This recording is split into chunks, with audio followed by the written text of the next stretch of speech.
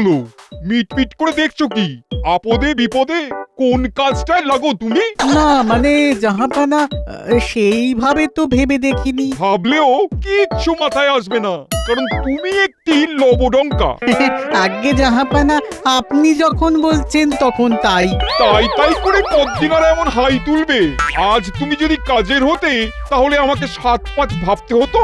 আমি তো কাজ করি জাহাপানা। কাজ করো না হাতির মাথা করো। প্রতিবার কৃষ্ণচন্দ্র আমাকে টিক্কা দিয়ে চলে যায় শুধুমাত্র গোপালের জন্য। গোপালের বুদ্ধিতেই কৃষ্ণনগরের এত উন্নতি। সবাই কৃষ্ণনগরের নামে ধন্য ধন্য করে, কিন্তু আমার জায়গা মুর্শিদাবাদ নিয়ে কোনো প্রশংসাই হয় না। তাতে আমার কি করার আছে জাহাপানা? যার যেমন কপাল। থামো তুমি তো কিছুই করতে পারো না। তোমার না আছে বুদ্ধি আর না আছে জ্ঞান। যদি গোপালের মতন কেউ থাকতো, তাহলে আজ মুর্শিদাবাদ কোথা থেকে কোথায় পৌঁছে যেত। গোপালের মতো কেউ নয়, গোপালকেই চাই আপনার। বোধ করি অন্য কাউকে আপনার মনে ধরবে না জাহাপানা। কি বললে? গোপালের মতন কেউ নয়, গোপালকেই দরকার। কিছু ভুল বললাম? জীবনে প্রথমবার একটা কথা তুমি ঠিক বলেছো। এবার এমন তো ফেলবো যে রাঘব বল ঠিক ছিপে উঠবে। না, আর একটু দেরি করলে চলবে না। চলবে না গিন্নি, আর একটুও দেরি করলে চলবে না। রাজসভায় যেতে দেরি হয়ে গেছে গিন্নি, কোনো রকমের নাকে মুখে 4টি গুঁজেই ছুটতে হবে। বলি তুমি ছুটবে বলে কি সবাইকে ছুটতে হবে? হাতের কাজটা না সেরে আমি কিচ্ছুটি করতে পারবো না। তুমি না করলে আমাকেই বেড়ে নিতে হবে, তখন আবার এঁটো কাটার বিচার করো না কিন্তু। সর্বনাশ! এবার দেবে আমার সব সগরি করে। ওকে দাঁড়াও, সব দিচ্ছি, সব ব্যবস্থা করে দিচ্ছি। ওরে বাবা রে, এই গেলাম রে। দেখো কাণ্ড, আমাকে খেতে দিতে গিয়ে নিজেই তো আছাড় খেয়ে পড়লে গো। এবার না পারবো খেতে আর না পারবো তোমায় ছেড়ে যেতে। তোমার ধরে বেঁধে রেখেছে, যাই করে তো সেই ধানাই পানাই করছো। তা যেখানে যাবে যাও না। কি ব্যাপার রে, মনে হচ্ছে কোমরটা চলে গেল রে। দিনে রাজসভায় গিয়ে কি যে লাভ হচ্ছে কে জানে। কাজের আর তুমি কি বুঝবে গিন্নি? যা হচ্ছে সে তো ওই রাজসভার কল্যাণেই। সে তো দেখতেই পাচ্ছি গো, সেই ঘরের ফুটো চাল দিয়ে জল পড়ছে আর নুন আনতে পান্তা ফুরোচ্ছে। আহা, চিন্তা করছো কেন গিন্নি? মহারাজ ঠিক বেতন বাড়াবেন, তাই বলে কি আর কাজে ফাঁকি দেওয়া যাবে? বছরের পর বছর কাজ করে গিন্নিকে কত কি করিয়ে দিয়েছো গো, কটা বাড়ি বানিয়ে দিয়েছো। সব সময় মহারাজের কথায় ঘাড় কাজ করলে এইরকমই হয়। তবে আমাকে কি করতে হবে গিন্নি? ও বল না মারো, ফস করতে তো দোষ নেই। তাই যদি পারতে। এই নাও, নবাব বাহাদুর পত্র পাঠিয়েছেন তোমার জন্য। সে কি একেবারে পত্র? তো দেখি। আচ্ছা, বেশ, বুঝলাম। নিজেই পড়ছে, নিজেই বুঝছে। বলি কি হয়েছে একটু খুলে বলবে? তেমন কিছু নয় গিন্নি, তবে ওই ফোঁস করার যন্ত্র মনে হচ্ছে পেয়ে গেছি এবার। দেখি কপালে কি আছে।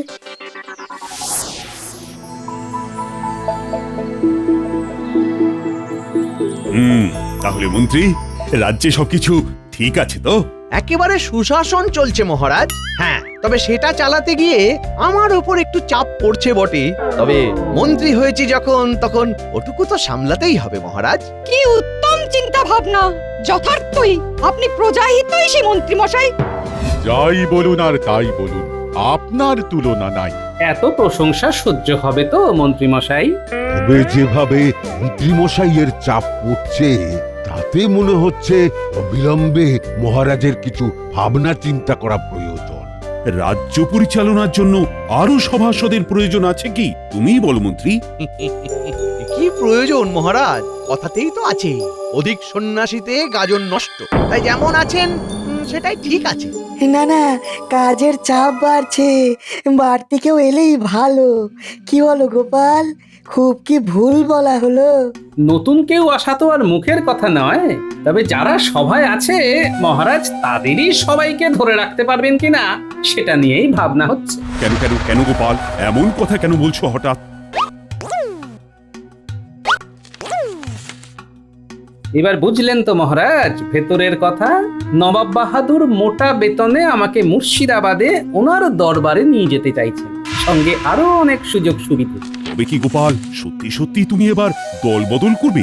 সত্যি কথাটা হলো, নবাবের প্রস্তাবে আমার মাথা ঘুরে গেছে মহারাজ। আমি যে কি করে বসবো বুঝতে পারছি না। সে কি, সবার আগে তবে মাথাটা ঠিক করো গোপাল। না না, গোপালকে এই সভা থেকে ছাড়া যাবে না।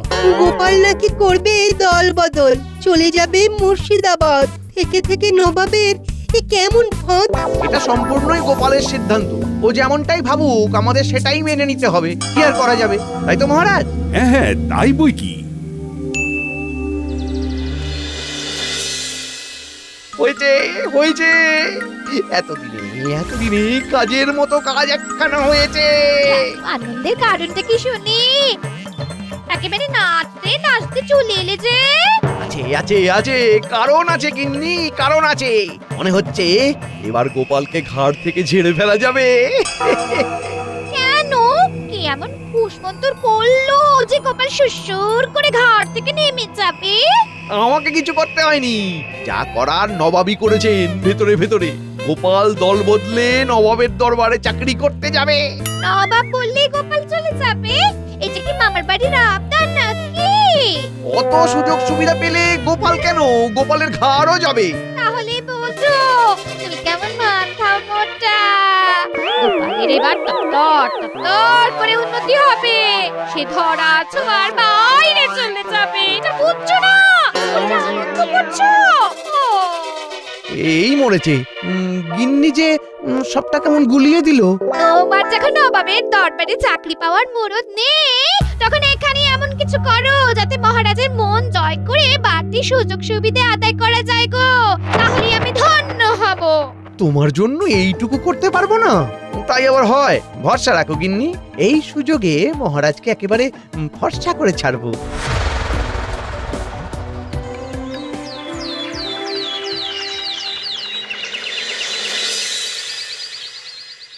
দে ঘষে ঘষে একেবারে ফর্সা করে দে দেখি।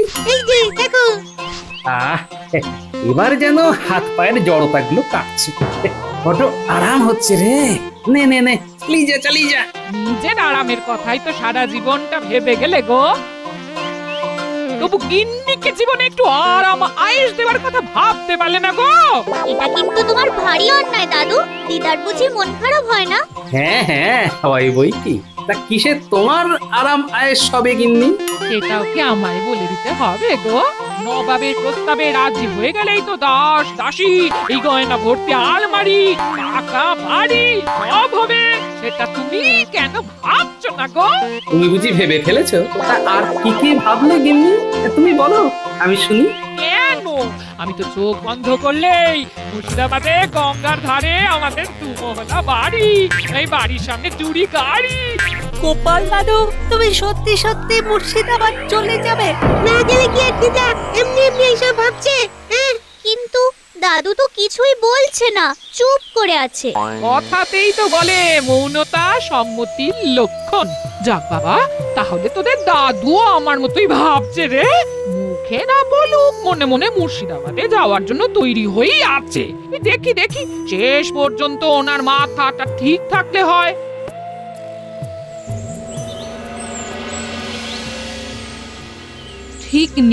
ঠিক নেই। আপনি মুখে না বললে কি হবে মহারাজ? আমি ঠিক বুঝে নিয়েছি আপনার মন মেজাজ একেবারে ঠিক নেই। কি করে ঠিক থাকবে মহারানী?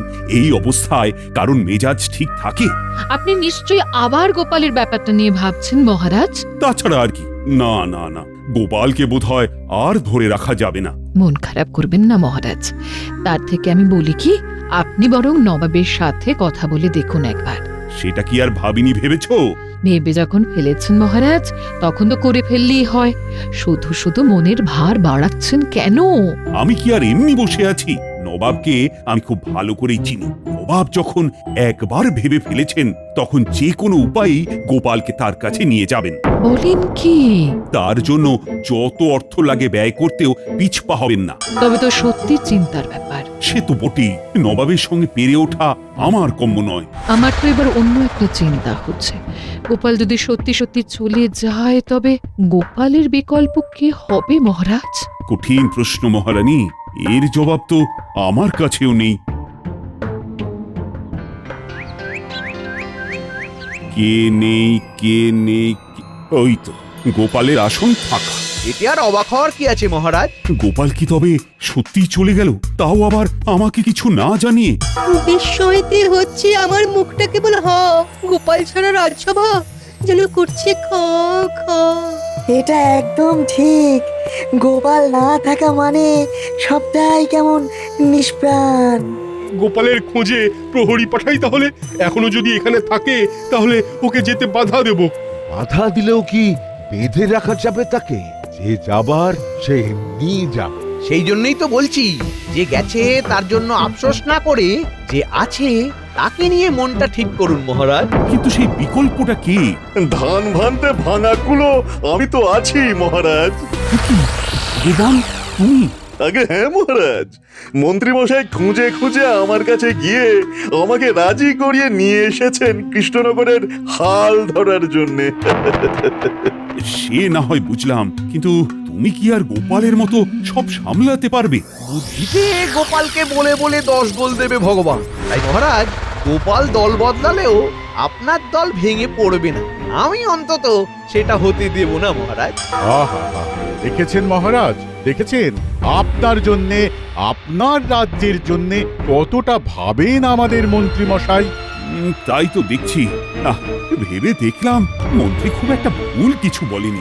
কোন ব্যাপারে মহারাজ? ওই যে কথায় বলে না, নেই মামার থেকে কানা মামা ভালো, এই দিয়েই এখন চলবে।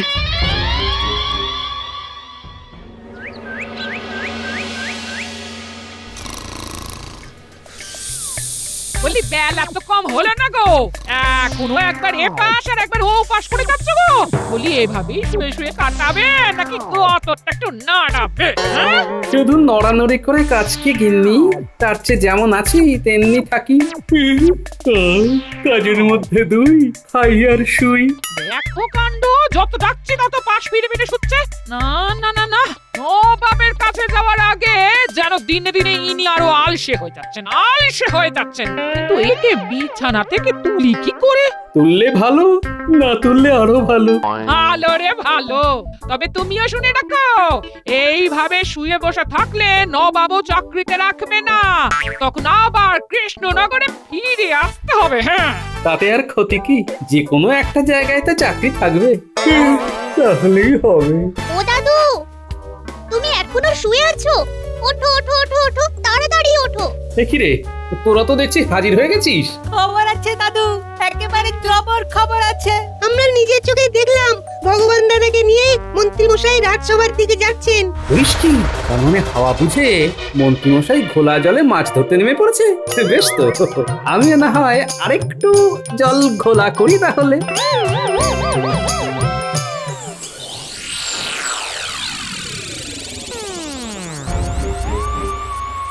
কি হলো জাহাপানা, আপনি যেন আরো বেশি বেশি অস্থির হয়ে পড়ছেন?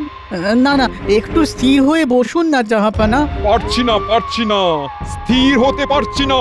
আপনি যে মিছি কেন এত অস্থির হচ্ছেন সেটাই তো বুঝতে পারছি না। মিছি তুমি আর বুঝবে কি?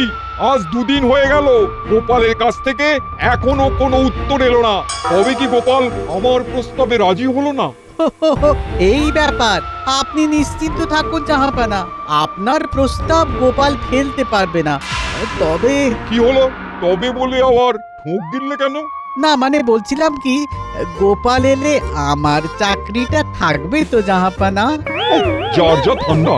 না ছোড় বান্দা। কি বললে? কই কিছু না তো। সেই ভালো, কিছু না বলে শুধু গোপালকে দেখবে আর শিখবে। সেগুড়ে বালি, আমি গোপালকে দেখবও না আর তাই কিছু শিখবও না। আবার কি বিড়বিড় করছো? না মানে বলছিলাম কি, যেমন চলছে তেমনই চলবে তাহলে।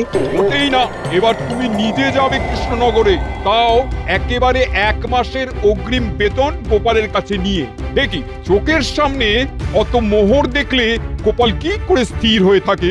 আমাকেই যেতে হবে? সে তো হবেই, তবেই তো গোপালের চোখ ছানাবড়া হবে, আর তারপরেই সে ছুটে ছুটে আসবে। হ্যাঁ, আসি আসি করিয়া আসিয়াই পড়িলাম আমরা। মহারাজ, আপনি কি থাকবেন এমনই মনমরা? তুমি কি কবিতা শুনিয়ে আমার মন ভালো করতে এসেছো? যদি তাই ভেবে থাকো তাহলে ভুল ভাবছো। মন আমার আর ভালো হবে না। না না, তা কেন হবে মহারাজ? আমরা তো কেবল আপনার অনুমতি চাইতে এসেছি। কেমন অনুমতি? কিসের অনুমতি? আমাদের কাছে খবর আছে গোপাল নাকি এখনো কৃষ্ণনগরেই আছে, মুর্শিদাবাদে যায়নি। তাই আমরা যদি গোপালের কাছে গিয়ে আপনার তরফ থেকে কিছু প্রস্তাব দিই, তাতে কি আপনার আপত্তি আছে? প্রস্তাব? আপত্তি? সেসব আবার কি? ভাবিয়া দেখুন তবে, তেমন কোনো প্রস্তাব কি মহারাজের আছে আগে পিছে? ভাবতে হবে, আমাকে আরো কিছুক্ষণ ভাবতে হবে। আপনি তাহলে ভেবে দেখুন মহারাজ, আমরা তবে এখন আসি।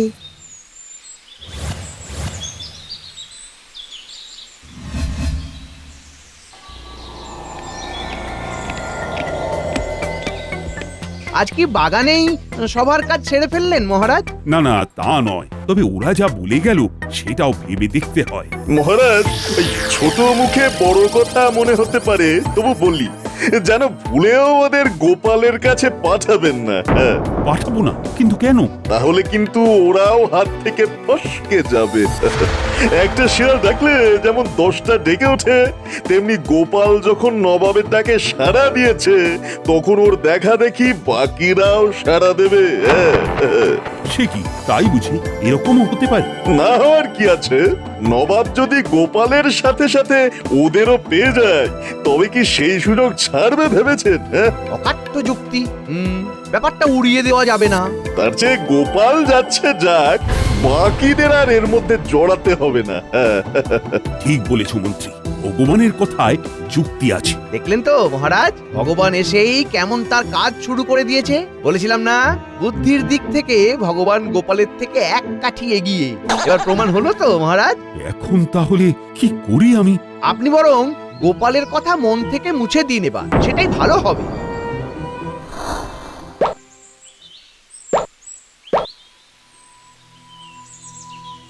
খেলছিস না কেন? মনে হচ্ছে খেলায় মন নেই। মন কি করে ভালো থাকবে? গোপাল দাদু চলে গেলে আমাদের কি হবে ভেবেছিস? দাদু না থাকলে আমরাও থাকবো না। আমরাও কি তবে দাদুর সঙ্গে মুর্শিদাবাদ চলে যাব বলছিস? কিন্তু দাদু কি আমাদের নিয়ে যাবে? আর আমাদের বাড়ির লোকেরাই কি আমাদের ছাড়বে? তবে আমার মনে হয় দাদু নিজেই যাবে না, এখনো তো নিজে থেকে কিছু বলেনি।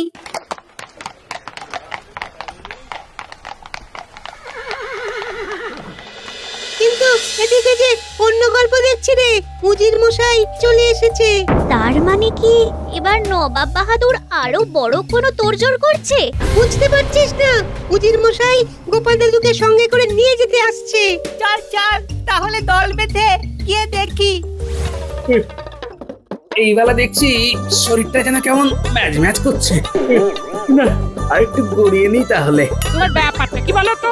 না তুমি রাজসভায় যাচ্ছ আর না নবাবের কাছে যাচ্ছ। শেষ পর্যন্ত তো করবেটা কি? হ্যাঁ, সেটাই তো এখন লাখ মোহরের প্রশ্ন গিন্নি, কি করি আর কি না করি।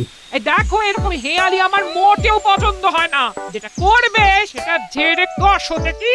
বলছো যখন, তখন না হয় কাশবো। তবে শুধু শুধু কি আর কাশি আসে গিন্নি? মানে আগে থেকে একটু তোড়জোড় না করে।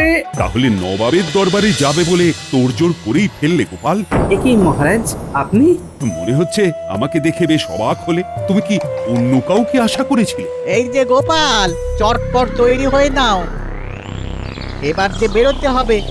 না, কোনো রকম গড়িমসি করলে কিন্তু চলবে না। উজিরকেও এই সময়ই আসতে হবে। সে যাই হোক, যা হয় তা তো ভালোর জন্যই হয়। এবারেও নিশ্চয়ই ভালোই হবে। বুঝেছি কার জন্য অপেক্ষা করছিলে তুমি। আমি তবে আর দেরি করাবো না। তবে তবে কি মহারাজ? বেতন ছাড়া তোমাকে লাখ লাখ মোহর আমি দিতে পারবো না বটে, তবে তোমার প্রিয় পাকা পেয়ারা আর সবেদা আমি তোমাকে খাওয়াতেই পারি, তাও আবার নিজের হাতে নিজের বাগান থেকে তুলে এনে। এই যে ওসব খাওয়া দাওয়া সরিয়ে রেখে গোপাল তুমি বরং মোহরগুলো গুনে ফেলো তো চটপট। নবাব বাহাদুর অগ্রিম বেতন পাঠিয়েছেন তোমার জন্যে। বাহ, নবাব বাহাদুর বেশ পরিমাণ মতোই পাঠিয়েছেন দেখছি। হাতের লক্ষ্মী পায় না ঠেলে, যেমন যা পাচ্ছ গুছিয়ে নাও তো। আমি তবে আসি গোপাল। সে কি, যাচ্ছেন কোথায় মহারাজ? কোথায়? তুমি পাকাপাকি ভাবে এই রাজ্য ছেড়ে চলে যাওয়ার আগে আমার এখান থেকে চলে যাওয়াই ভালো গোপাল।